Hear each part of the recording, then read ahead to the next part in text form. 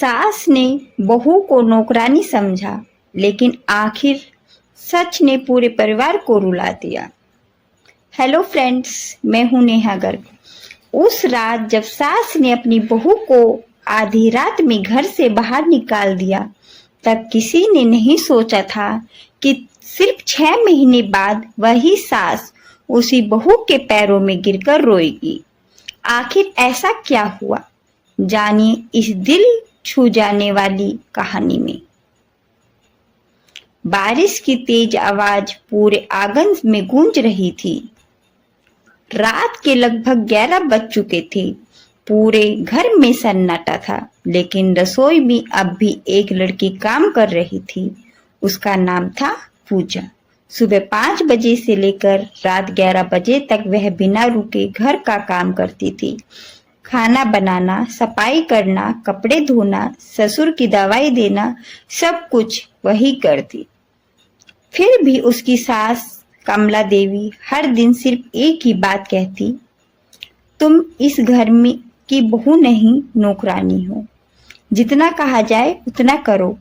पूजा बस मुस्कुरा देती, क्योंकि शादी से पहले उसकी माँ ने उसे एक बात कही थी, बेटी, रिश्ते जीतने में समय लगता है, कभी गुस्से में अपना संस्कार मत खोना। इसलिए पूजा हर अपमान चुपचाप सहती। लेकिन घर में एक और इंसान था, उसका पति रोहित।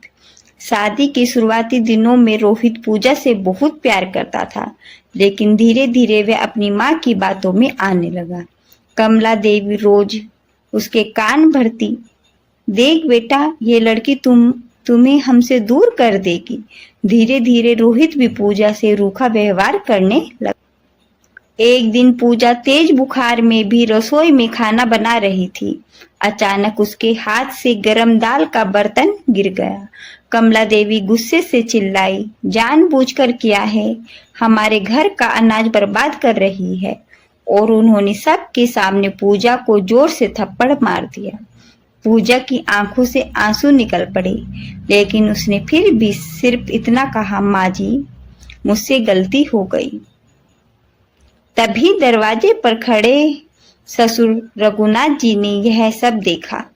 उनकी आंखें भर आई। उन्होंने पहली बार एहसास हुआ कि इस घर में कुछ बहुत गलत हो रहा है। अगली सुबह पूजा तेज बुखार में भी सबसे पहले उठ गई।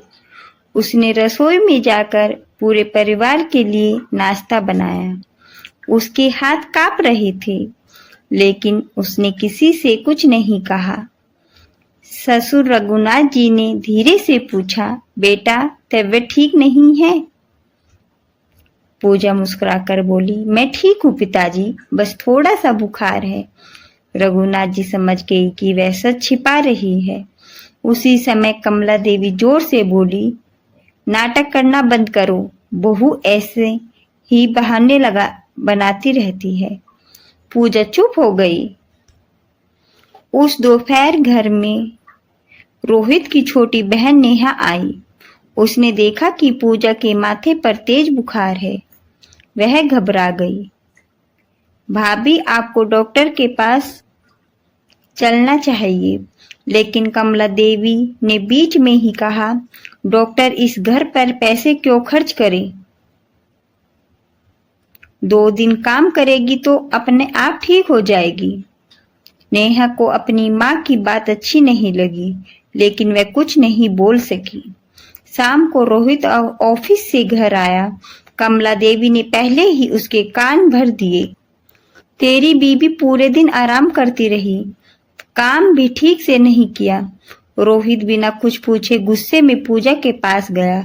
अगर इस घर में रहना है तो ढंग से रहो, रोज रोज की शिकायतों में मैं नहीं सुन सकता। पूजा की आंखों में आंसू आ गए। वह चाहती तो सच बता सकती थी, लेकिन उसने सिर्फ इतना कहा, माफ कर दीजिए। रात को जब सब सो गए, तब रघुनाथ जी ने देखा कि पूजा चुपचाप मंदिर में बैठकर रो पड़ रही है। उन्होंने पूछा, बेटी, आखिर तू सब कुछ सह क्यों रही है? पूजा ने कांपती आवाज में जवाब दिया, पिताजी, मेरी माँ ने जाते समय कहा था कि चाहे कितनी भी मुश्किल आए, इस घर को कभी टूटने मत देना। मैं वही वादा निभा रही हूँ। रघुनाथ जी की आंखें भर आई, लेकिन उसी समय कमला देवी दरवाजे के पीछे खड़ी उनकी सारी बातें सुन रही थी। उनके चेहरे पर गुस्सा था। उन्होंने मन ही मन फैसला कर लिया, अब इस लड़की को इस घर से निकालकर ही दम लूंगी। उधर पूजा को बिल्कुल भी अंदाजा नहीं था कि अगले ही दिन उसकी जिंदगी हमेशा के लिए बदलने वाली है। अगली सुबह घर में पूजा की शादी की पहली सालगिरह की तैयारी हो रही थी। पूजा ने सोचा आज शायद सब कुछ ठीक हो जाए, शायद माँ जी पहली बार मुझे अपने दिल से अपनाए। उसने पूरे मन से खाना बनाया, घर सजाया और मंदिर में भगवान से सिर्फ एक ही प्रार्थना की, हे भगवान, बस आज मेरे परिवार में खुशियां बना देना। लेकिन किस्मत को कुछ और ही मंजूर था। दोपहर में कमला देवी अपनी शादी की पुरानी सोने की चूड़ियां अलमारी से निकालने गई। कुछ ही देर बाद पूरे घर में उनकी चीख गूंज उठी, मेरी चूड़ियां चोरी हो गई। सभी लोग भागकर कमरे में पहुंचे। कमला देवी रोते हुए बोली, इस कमरे में आज सिर्फ एक ही इंसान आया था, पूजा। पूरा घर एकदम शांत हो गया। रोहित ने हैरानी से पूजा की तरफ देखा। पूजा, क्या ये सच है? पूजा की आंखों से आंसू बहने लगे। नहीं रोहित, मैंने कुछ नहीं लिया है, मैं कसम खाती हूँ। लेकिन कमला देवी ने उसकी एक भी बात नहीं मानी। तभी कमला देवी ने पूजा की अलमारी खुलवाई। ऊपर रखे एक छोटे से बैग में वही सोने की चूड़ियां मिली। सबके चेहरे का रंग उड़ गया। पूजा खुद हैरान रह गई।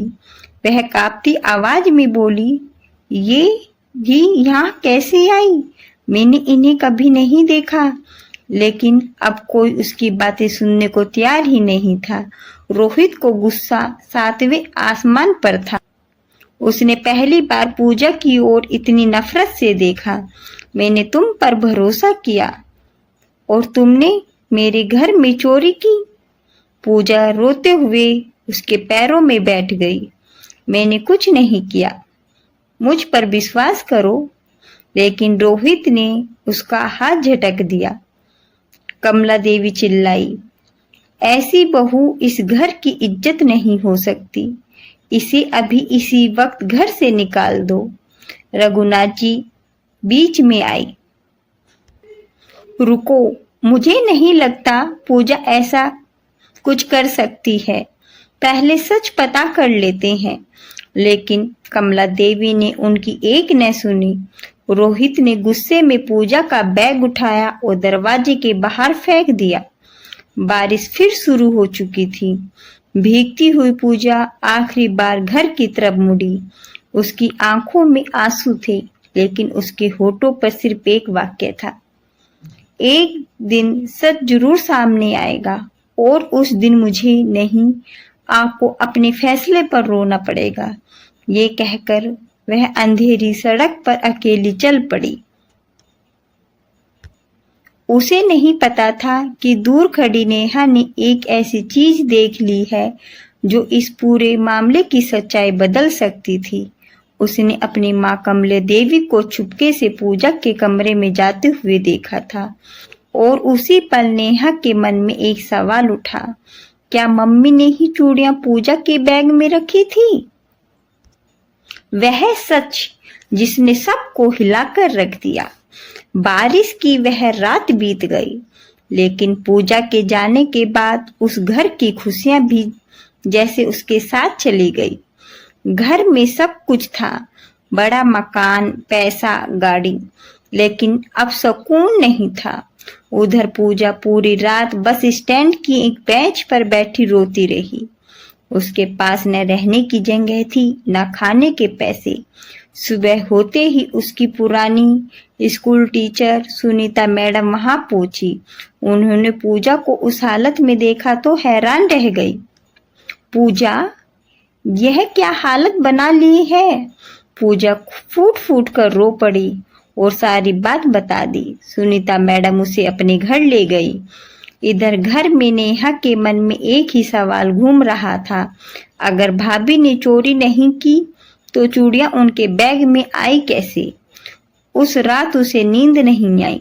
अचानक उसे याद आया, जिस दिन चूड़ियां मिली थी उस दिन ड्राइंग रूम का सीसीटीवी कैमरा चालू था। वह तुरंत स्टोर रूम में रखी डीवीआर मशीन निकाल लाई। रात के 2 बजे नेहा और उसका पापा रघुनाथ जी वीडियो देखने लगे। शुरुआत में सब सामान्य था, लेकिन दोपहर 2:17 पर वीडियो देखकर दोनों के पैरों तले जमीन खिसक गई। वीडियो में साफ दिखाई दे रहा था, कमला देवी छुपके से पूजक के कमरे में गई। उनके हाथ में वही लाल मखमली डिब्बा था जिसमें सोने की चूड़ियां रखी थी। कुछ सेकंड बाद वे खाली हाथ बाहर निकल आई। रघुनाथ जी की आंखों से आंसू बह निकले। हे भगवान, कमला तुमने इतनी गिर जाओगी, मैंने कभी सोचा भी नहीं था। अगली सुबह नेहा वह वीडियो रोहित को दिखाया। वीडियो देखते ही उसके हाथ कांपने लगे। उसे याद आने लगा कि पूजा बार बार कह रही थी मैंने चोरी नहीं की, लेकिन उसने उसकी एक बात भी नहीं मानी। रोहित जमीन पर बैठ गया। उसकी आंखों से आंसू बहने लगे। मैंने अपनी पत्नी पर भरोसा क्यों नहीं किया। कमला देवी से सब सच पूछा गया तो पहले उन्होंने झूठ बोलने की कोशिश की, लेकिन जब सीसीटीवी कैमरे उनके सामने चलाया गया तो उनकी हिम्मत टूट गई। वह रोते हुए बोली, हाँ मैंने ही चूड़ियां पूजा के बैग में रखी। पूरा घर सन्न रह गया। रघुनाथ जी गुस्से में बोले, लेकिन क्यों। कमला देवी फूट फूट कर रोने लगी। मुझे डर था कि पूजा के आने के बाद मेरा बेटा मुझसे दूर हो जाएगा। मैं चाहती थी कि रोहित उससे नफरत करने लगे, इसलिए मैंने यह सब किया। रोहित ने सिर पकड़ लिया। उसने अपनी सबसे बड़ी गलती का एहसास हो चुका था, लेकिन अब पूजा कहाँ थी किसी को नहीं पता था। और तभी रोहित के फोन पर एक अनजान नंबर से कॉल आया। उधर से किसी की घबराई हुई आवाज आई, क्या आप पूजा के पति बोल रहे हैं?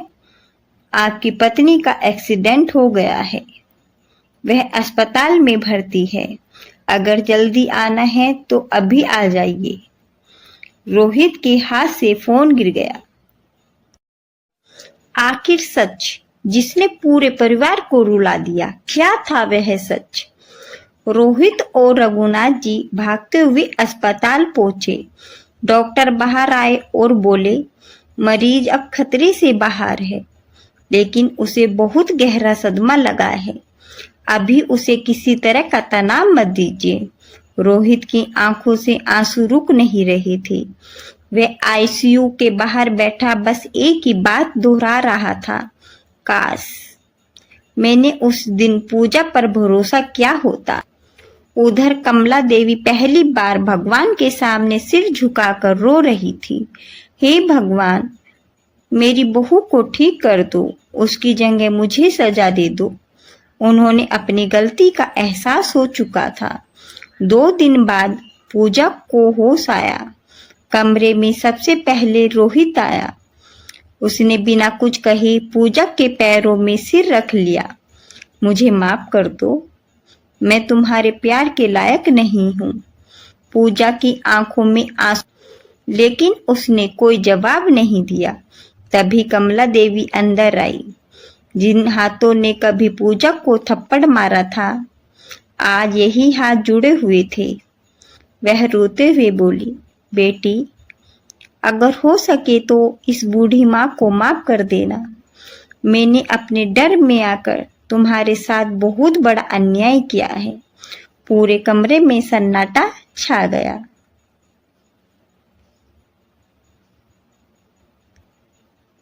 पूजा ने अपने बैग से एक पुरानी फाइल निकाली। उसमें अस्पताल की रिपोर्टें थी। रिपोर्टें देखकर रोहित और कमला देवी के पैरों तले जमीन खिसक गई। डॉक्टर ने धीरे से कहा, पूजा माँ बनने वाली थी। पूरा कमरा रो पड़ा। पूजा ने धीमी आवाज में कहा, जिस दिन मुझे घर से निकाला गया उसी दिन मैं आप सबको यह खुशखबरी देने वाली थी, लेकिन उससे पहले ही मुझ पर चोरी का आरोप लग गया। रोहित जोर जोर से रोने लगा। कमला देवी अपने आप को थप्पड़ मारते हुए बोली, मैंने अपनी बहू ही नहीं, अपने होने वाले पोते का भी घर छीन लिया। कुछ महीनों बाद पूजा ने एक प्यारे से बेटे को जन्म दिया। अस्पताल में सबसे पहले कमला देवी ने बच्चे को गोद में लिया, लेकिन उन्होंने बच्चे को अपने पास रखने के बजाय पूजा की गोद में वापस देते हुए कहा, आज से इस घर की मालकिन तुम हो और मैं सिर्फ तुम्हारी माँ हूँ। पूजा मुस्कुराई। उसने कमला देवी के आंसू पोंछे और उन्हें गले लगा लिया। पूरे परिवार की आंखें नम थी। रिश्ते शक से नहीं, विश्वास से चलते हैं। एक झूठ पूरे परिवार को तोड़ सकता है, लेकिन एक सच्चा दिल बिखरे हुए रिश्ते को फिर से जोड़ सकता है। अगर यह कहानी आपके दिल को छू गई हो तो इसे अपने परिवार के साथ जरूर साझा करें, क्योंकि कभी कभी एक कहानी किसी का रिश्ता बचा भी सकती है। और ऐसी ही प्रेरणादायक कहानी के लिए आप जुड़े रहिए अपनी नेहा गर्ग के साथ। धन्यवाद।